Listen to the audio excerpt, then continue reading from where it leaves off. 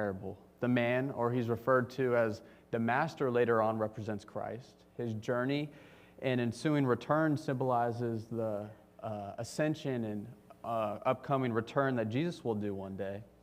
And the servants are all of us, followers of Christ, and we've all been entrusted to something that belongs to him, or his property, which is explained further in verse 15. To one he gave 5 talents, to another 2, to another 1, to each according to his ability. Then he went away. So what the master has given each of his servants is money. For this parable, money can literally represent our money that we've been given, but it can also represent all the other things that God has blessed us with. That could be natural abilities, talent, resources, or influence, or anything we can think of that has been given to us, which is all things that make us who we are. What's so interesting is that it's a different amount given to each of the servants, and it's all according to their abilities. That's something that's hard to wrap our minds around. Why does God give different levels of talent and abilities, and does that seem fair to us? I think the answer to that question is sometimes we just need to trust in the majesty of God, trusting that he knows best, but it can also be answered in what the definition of a talent is. A talent in the Old Testament was a weight measurement, and in the NIV, it refers to it as a bag of gold. So even the servant with 1 talent has a large amount of money. So rather than asking ourselves why the servants had a different amount of money and wondering why that may be the case, it's more important to realize that they all had more than enough to get their job done. We all have more than enough. And oftentimes we think to ourselves, why am I not this, or why am I not that? We desire traits, abilities, or influence sometimes that we just don't have. This being my senior year, it's every football player's dream to be the big rah-rah guy who gets the team going and is super loud, but that's just not my personality and something that I'm good at. I'm a lot more mild-mannered than that, and that's not my gift in being a leader, the loud guy. That doesn't mean we can't work to become better at things and develop over time, but some traits we're just always going to be more prone to. Rather than asking God why we don't have this or that, we should come to God with thanksgiving because we know that all of us have more than enough to give. And each of us have more than enough talent and ability to make a difference in his kingdom. And the biggest thing we've got to take from our individuality is that it's been solely given to us from God. That reality has got to change our mindset about who we are, that the master has entrusted his property to his servants, and that ultimately we're wonderfully made in his image. Yes, fallen, but that should cure any doubts about what gifts and abilities we may have or don't have. It should humble us as well, realizing that everything that we are and have has been given to us from God first and foremost. And also, as we're about to read, it should charge how we desire to work for his kingdom, to use the things we've been given for good. Verse 16, he who had received the 5 talents went at once and traded with them, and he made 5 talents more. So also he who had the 2 talents made 2 talents more. This is the example we get in this parable of how we are called to work hard for the Lord. The servant who received 5 talents worked to earn 5 more. Likewise, the servant with 2 talents earned 2 more as well. What we're seeing is these servants doing something with what they've been given. It doesn't go into great detail about how they're going about their business other than that they've traded with the money, but we can infer they did their work promptly because it said they went at once. They did their work with perseverance and success, and most importantly, they're ready to give an account to their master. Unfortunately, not every servant and not every person works with such diligence.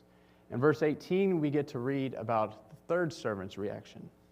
It says, but he who had received the 1 talent went and dug in the ground and hid his master's money. This is literally quite the opposite of his fellow servants' work.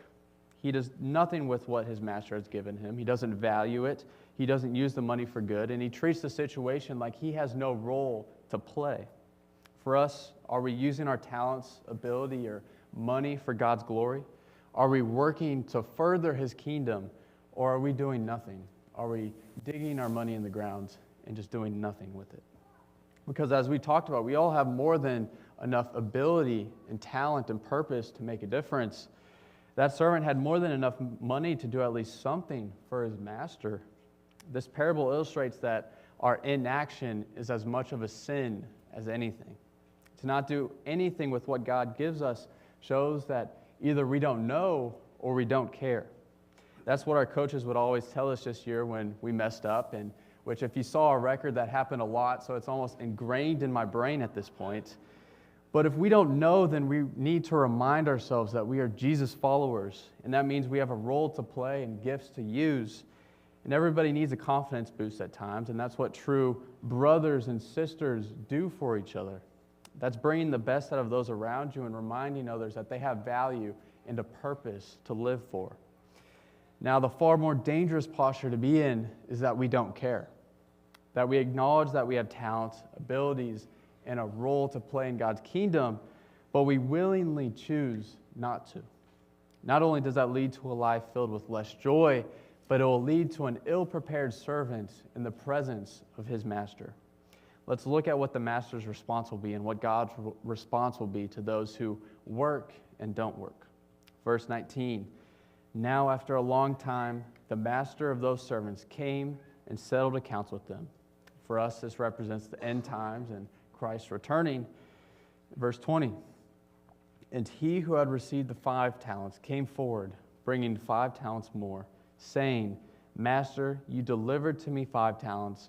Here I have made 5 talents more. His master said to him, well done, good and faithful servant. You have been faithful over a little. I will set you over much. Enter into the joy of your master. And he also, who had the 2 talents, came forward, saying, Master, you delivered to me 2 talents. Here I have made 2 talents more. His master said to him, well done, good and faithful servant. You have been faithful over a little. I will set you over much. Enter into the joy of your master. First, notice the attitudes that both of the servants are able to go to their master with. They come forward with confidence, joy, and haste because of their ability to show the work that they've accomplished. That has to be a posture that all Christians desire to have, that we're ready and prepared to meet Christ face to face because the evidence of our life shows that we've been good stewards with what we've been given. But how can we truly express what a good steward means? For us, it isn't exactly as clean and easy of having a certain amount of talents and going out and making more of them. Our blessings are impossible to numerically define like these servants. And our stewardship isn't solely based on how much we can do and accomplish. Notice how both servants received the same response from their master, even though one has brought back 5 talents and the other 2. Granted, they were both given different amounts from the start and did the same with the resources they were given, but clearly in the master's response, he is looking for something different and more than just what money they can bring back to him. He says to both of them, well done, good and faithful servant. You have been faithful over a little. I will set you over much. Enter into the joy of your master. He says, well done, good and faithful servant. What God is looking for is more than how many talents we can bring back to him, but it's the goodness and faithfulness we work with in doing so. That doesn't say work is meaningless, because the talents that the servants brought back were the manifestation of their faith. But our work isn't what God solely looks at, because for us it's the indicator of if we have true faith in Christ or not. You will know them by their fruits, Scripture tells us.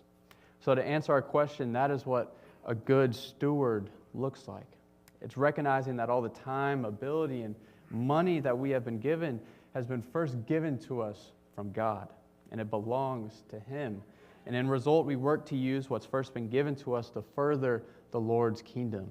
And we do that work out of faith, out of belief and subsequent action for what God has done for us and for our lives. We don't idolize ourselves in the work we do, But we give all the glory to the Lord, and we work out of goodness and faithfulness. However, now we get an example of what bad stewardship looks like. Verse 24. He also, who had received the 1 talent, came forward, saying, Master, I knew you to be a hard man, reaping where you did not sow, and gathering where you scattered no seed. So I was afraid, and I went and hid your talent in the ground. Here you have what is yours. Just as a servant had a different work ethic for his master than the other 2 servants, he comes with the exact opposite posture as well. He doesn't come with confidence or assurance, but he comes with fear for what his consequence is about to be. That's why his first instinct is to make excuses for what he's done or his lack of doing. He says, Master, I knew you to be a hard man, reaping where you did not sow and gathering where you scattered no seed. Basically what he's saying is that you don't need me. God, it was worthless to give me anything because you can reap where you don't sow and gather where you scatter no seed, and you're going to be fine without me. I thought this was a very interesting quote that I saw in this servant and his first reaction of making an excuse in the presence of God. It says, It is the genius of wicked men to lay the blame of their miscarriages upon others, oftentimes upon God himself. How wicked is it to be blessed by God, to go out and work for his glory, then to come back to him empty-handed and lay the blame on him for some reason. Worst of all, his last statement was, here you have what is yours. The statement of you have what is yours in Jewish transactions meant, I am not responsible for this anymore. Look, you have what was yours from the beginning. And ultimately it shows that the servant didn't care. Didn't care enough for his master and his plan. He only focused on himself and what he wanted. And that is what a bad steward looks like. Denying the Lord by not caring enough to work for him, not using what we've been given for good and for his glory. Bad enough for the servant that he didn't get to experience the joy of hard work and faithfulness to God. Now he gets to face the wrath of what he stored up for himself. He can't just deny responsibility. His master will have justice. Verse 26, but his master answered him, you wicked and slothful servant. You knew that I reap where I have not sown and gather where I scattered no seed.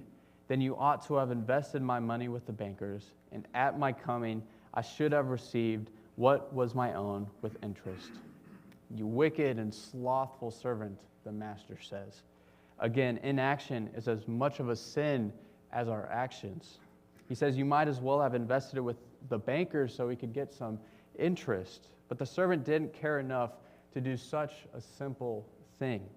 He was lazy and he was wicked. His faithlessness, which is confirmed by his lack of work, is what God condemns the most. Let's now finish out the story in verse 28. So take the talent from him and give it to him who has the 10 talents. For to everyone who has will more be given, and he will have an abundance. But from the one who has not, even what he has will be taken away, and cast the worthless servant out into the outer darkness. In that place there will be weeping and gnashing of teeth. In terms of the end times, those who work out of faith will be given more in abundance, and those who don't work out of faithlessness will be cast out into the outer darkness, where there will be weeping and the gnashing of teeth. This is the description of heaven and of hell in this parable. And as we've talked about beforehand, this is a pretty straightforward passage. It deals with the importance of being good stewards of what God has blessed us with, and how that will be an indicator of if we're ready for Christ's return and if we have faith or not. But, however, sometimes the simplest orders are the hardest to get done. A while back, my parents ordered something. I forget what it was, but all of us boys were home, and Dad asked if we could pick it up and bring it inside the house. Now, this thing was heavy, well over 1,000 pounds in my opinion. I don't know if it actually was. But, so we came back to him saying we couldn't pick it up. His reaction was, why not? Just pick it up, bring it inside the house. What are you waiting for? our reaction was, oh, really? Don't you think we tried that? The thing is heavy. Like, it's not as simple as that sounds. Or this football season, we played some really big boys. Some of the tight ends I would have to go against were 6'6", 260 pounds. So obviously I'm not that big, and I would get pushed back sometimes. And our coach in film would be like, Ruck, you got to hold a better edge than that, basically saying, don't get pushed back. And I thought to myself, oh, really, Coach? Don't you think I tried that? Like, if I could, I wouldn't let him do that to me. They're close to 100 pounds to me, so you're making it sound so simple, but it's really not that simple. It's hard to do. So I say all of that to illustrate that it's not always that simple. This parable's takeaway is to be a good steward, and you'll be prepared for Christ's return. As simple as it sounds, it's not always that easy to execute, and God knows that. He knows we're human, and we're not always going to have seasons where we're on fire, working our tails off joyously for Him.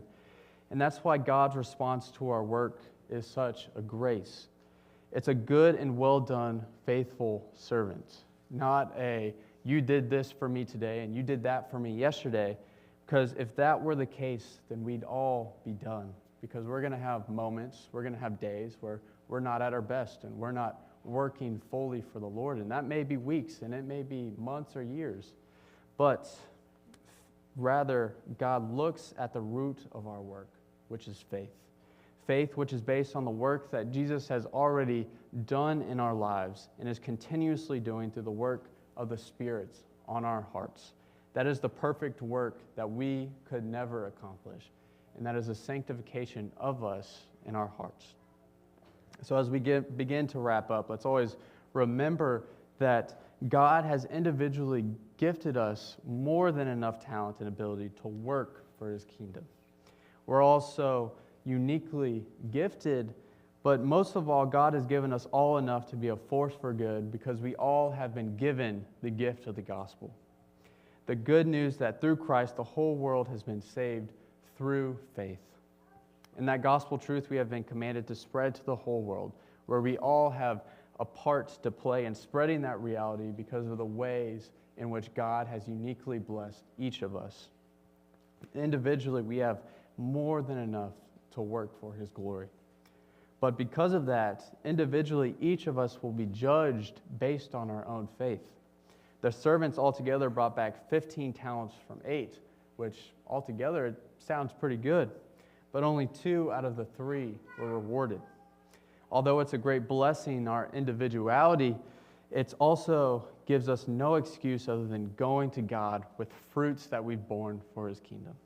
Fruits that exemplify and personify our faith. So let that be an encouragement to go into our daily lives, to work for the Lord. And we do this because we have faith in God's one and only Son, Jesus Christ, and His perfect work that He perfected on that cross, and He was raised from the dead.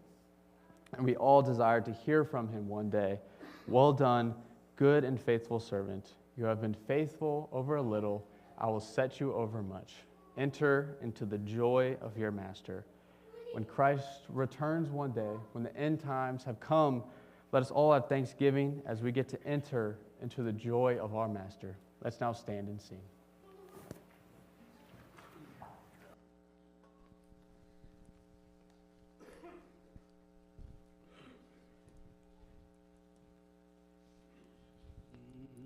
Let us adore the ever-living God and render praise unto Him who set out the heavens and established the earth, and whose glory is manifest throughout all the earth. He is our God. He is our God. There is no one else. He is our God. He is our God.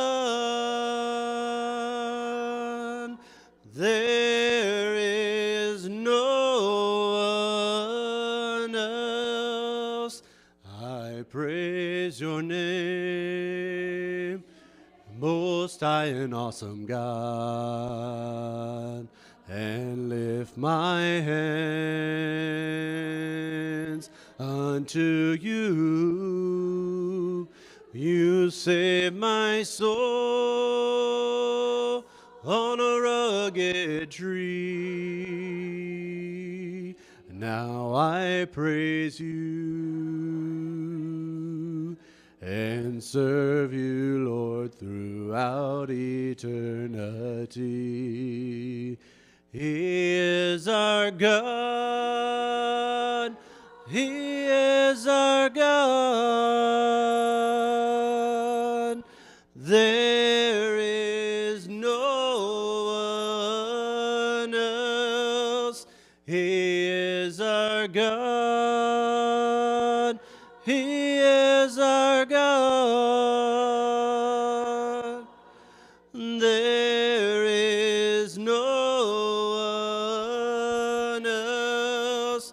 You are my God. You are my God. There is no one else. You are my God. You are my God. There is no one else.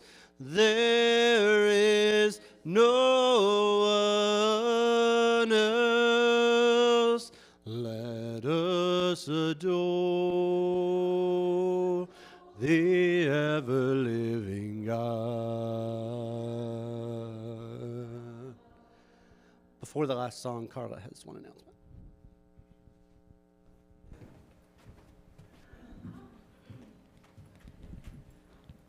Tomorrow's December. Can you believe it? West Johns have invited us to join them at their house for an all-church fellowship.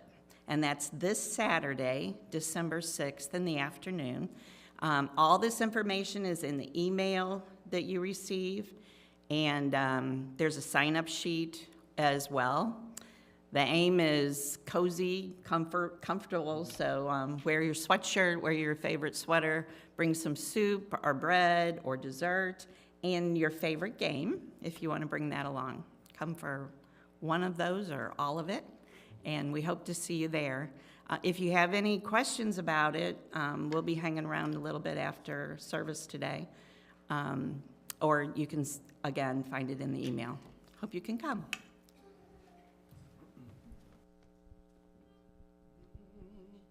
Hear the holy roar of God resound. Oh, watch the waters part before us now. And come and see what he has done for us. Tell the world of his great love. Our God is a God who saves. Our God is a God who saves. Let God arise.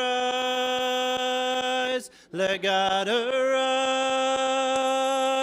Our God reigns now and forever.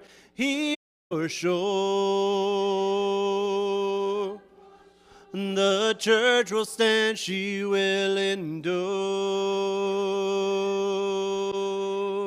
He holds the keys of life, our Lord. Death has no sting, no final word. Our God is a God who saves. Our God is a God who saves. Let God arise. Let God arise. Our God reigns now and forever. He reigns now and forever. Arise. Let God arise. Our Our God reigns now and forever. He reigns now and forever. Our God is a God who saves. Our God is a God who saves. Our God is a God who saves. Our God is a God who saves. Let God arise. Let God arise. Our God reigns now and forever. He reigns now and forever. Arise. Let God arise. Our God reigns now and forever. He reigns now and forever. Let God arise. We're dismissed. Go in peace.